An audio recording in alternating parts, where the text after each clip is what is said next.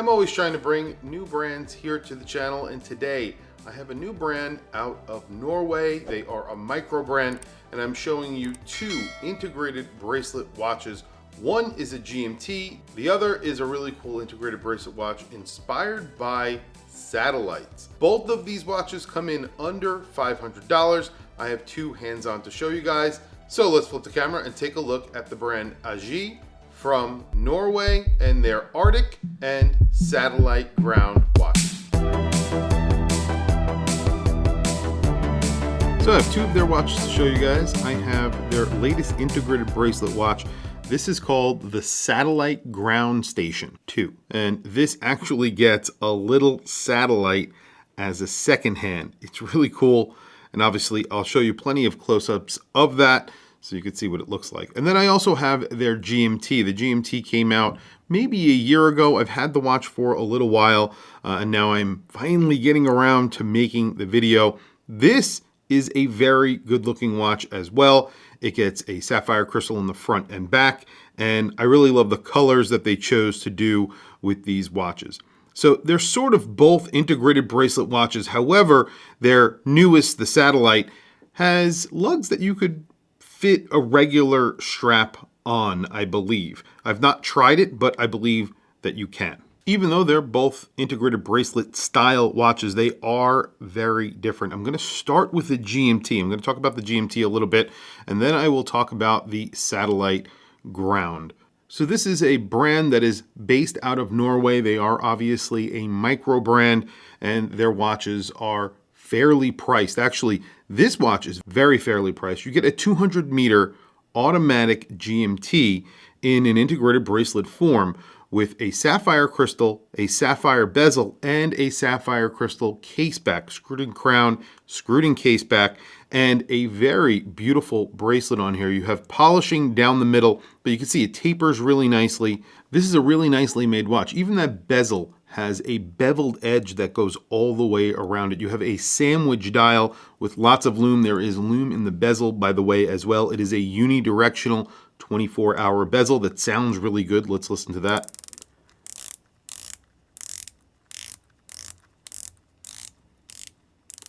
Really nice, very crisp, and everything lines up very nicely. The hands are all filled with lume. You have a little bit of lume in that second hand, and then you have the GMT hand, which is also filled with lume. This is powered by an NH34, so that means that this is a office GMT or a military GMT, whatever you want to call it. All that means is that when you are setting the GMT time, it is the GMT hand that moves, not the local hour hand. Very useful and, of course, affordable because it is a Seiko NH34, very reliable. The dial is a sand texture. It's a very light sand texture, and you have that color blue in the bezel. So you have a bicolored bezel. You have a black and blue. It's like an aqua blue, but a deep aqua blue. You get that color on the dial as well where it says GMT, and then there are little dots that are around the dial. That's in that color as well. And the surround that's around the date window also in that color. The GMT hand also in that color. So you could see that they have utilized the color throughout the dial and the hands, which is excellent.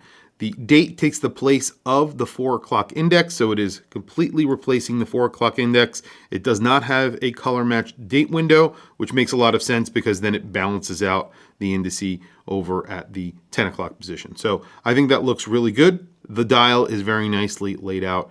And overall, I think this is a really good looking watch. It kind of reminds me of maybe L'Aventure is another brand that is a small micro brand, but they are more like an independent brand these days. Very expensive watches. A lot of their watches sort of sell out, and they have an in-house movement now and all that stuff. But they are very unknown, just like this brand, very unknown. This definitely looks like its own watch. It's not an homage to that watch, but it gives me those vibes, and could be part the colors as well because they use some fun colors like this watch. Size on this watch is around 41 millimeters. I would say it wears like a 41 millimeter watch. If you measure it, it depends on how you're measuring it. It comes in at around 40 millimeters or 40 and change. So I would say it wears like a 40 millimeter watch because you have these crown guards, and then you have this guard on the left side of the case to sort of counterbalance those crown guards. The crown is actually really nicely positioned between those crown guards. Obviously, I have a screwed-in crown, so once you screw it in, it's not flush with those crown guards, but it looks really nice. Case back on this watch is really nice as well. You have a GMT scale, which looks great. Actually, very intricate, kind of hard to read, obviously. It's a screwed-in case back. The only complaint that I would have is that you do not have a signed rotor. I don't know if they have corrected this in future models, but this one does not have a signed rotor. It could be because it's a prototype, but either way, that's not a big deal. You obviously don't look at that very often. I think this looks great for the price. So the price is $479. It's an integrated bracelet watch with 200 meters of water resistance, lots of sapphire, a beautiful bezel, a beautiful dial, a beautiful bracelet. All in all, a very good looking watch. Speaking of good looking watches, I was immediately drawn to this watch for a few different reasons. Not because of the satellite, although that I think is awesome. I think that's a really good idea, and I don't know why. Maybe another company hasn't thought of it yet, but here it is on a watch, and I think that's really funny. I think it's fun, and it's not something that you immediately notice. So it's there for you when you want to see it. It's also loomed, by the way, so at night, good move. You know, making this something that is loomed, an element that's loomed, very good move. I like that. It's the dial. The dial reminds me of Spaceship Earth at Epcot.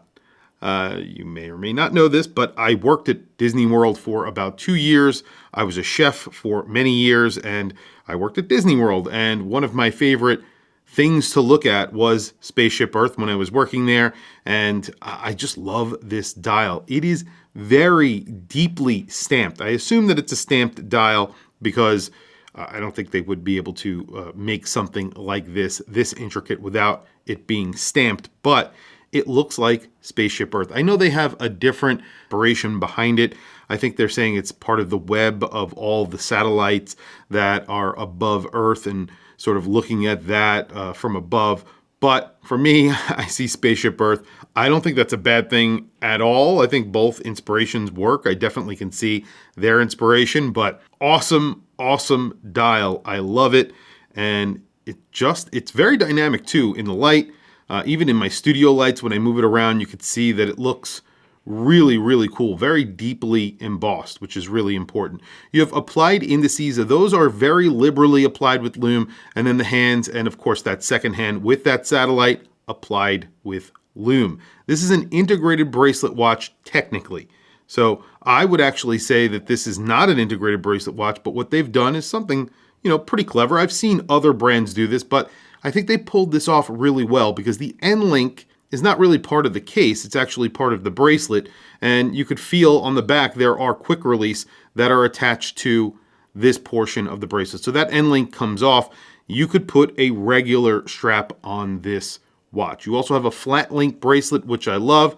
Really nicely made, screwed links, and you have a really beautiful clasp on here.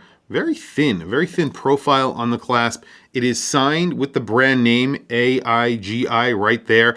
There's a plaque on there as well. And then, of course, when you open this up, you have on-the-fly micro adjust. It's sort of a simple version of an on-the-fly micro adjust, but it works really well. It's smooth, and I think it looks really good. You also get a display case back on this watch. You have a little satellite motif here, stars as well. You get to see the movement. Again, a sapphire crystal in the case back here. The case back is a little bit smaller. It is screwed in. You do get 100 meters of water resistance with this watch. You do get a screwed in crown, and you have a notched bezel. There's 4 notches in the bezel, each one at the primary indice, and there is polishing and brushing on that bezel.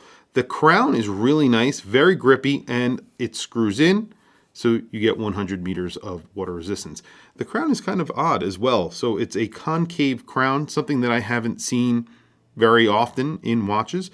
But because of that, it actually is a little bit grippier, I think, because the edge of the crown is very grippy where that knurling is. So it's very easy to use, even though it's on the smaller side. So I would say the crown is on the smaller side, but there you go. The dial is very simple, besides, of course, that pattern, which is not very simple, but it just says the name of the brand right below the 12 o'clock index. Right below the 6 o'clock index, it just says automatic. That's it, nothing more. I like that they did that because you do have a pretty intricate dial. You don't want to put too much text on there, so this works really well. This watch is smaller than the GMT. The GMT was around 41.5 millimeters, 41 millimeters, somewhere in that range. This is 38.9 millimeters according to my calipers, just over 11 millimeters thick, and the lug-to-lug on here is just over 45 millimeters if you include the bracelet, because you do have female end links, but they do stick out a little bit around that 50 millimeter mark, but it doesn't really bother my wrist, and I have a 7.5 inch wrist. I'll show you the watches on my wrist right now.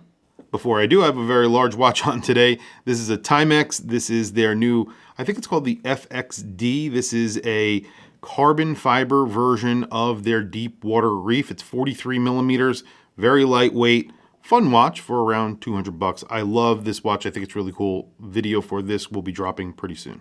And there is the Arctic GMT on my 7.5 inch wrist. Like I was saying before, this is around a 41 and change millimeter watch. It wears like a 41, maybe a 41.5 millimeter watch. You have a 14 millimeter thickness, a 46 millimeter lug to lug, but the lug to lug is bigger than that on the bracelet because it comes out to around 53 millimeters because of the interaction between the bracelet and the case. So definitely something to keep in mind. It does not bother my 7.5 inch wrist whatsoever. This is a really good looking GMT with 200 meters of water resistance. I think it looks great. And the fact that it's around 14 millimeters thick, I think that works, especially since you're getting 200 meters of water resistance and a GMT movement. Again, this one is $479. And there is the Satellite Ground Station 2 on my 7.5 inch wrist. Again, this is a 38.9 millimeter watch with an around 50 millimeter lug to lug. If you count the bracelet, if you don't, it's around 45 millimeters. And then you have an 11.3 millimeter thickness. It looks great on my 7.5 inch wrist. And again, I absolutely love that dial. Let's check out the lume because this one gets a little bit of a special nod to the name of the watch and the inspiration behind it in that seconds hand. Well, there you go. Lume, excellent on both. Obviously, you see that little satellite loomed on the Satellite Ground, and then the GMT also has their bezel fully loomed. Sandwich dial versus applied indices, so obviously there is a little bit of a difference between the two. I think they're equally applied with lume. They both look really good. Tell me what you guys think down in the comments below. Both of them have lume on the second hand, so you can see that they're working in the dark. Again, something that I really appreciate. These are both limited editions. $479 for the GMT, $469 for the Satellite Ground. And the Satellite Ground, you are getting a Miyota 9000 series, the 9039, which you can see from the back. I don't know if I mentioned that before, but a pretty great movement as well. Really good prices on both of these watches. If you're interested in something a little bit different from a brand that you really maybe have never heard of, but they made plenty of watches, they've been around for a while, definitely check them out. I'll put a link to their website down in the description below. Anyway, guys, thank you for logging on. Thank you for checking out this video. I'll catch you guys in the next video.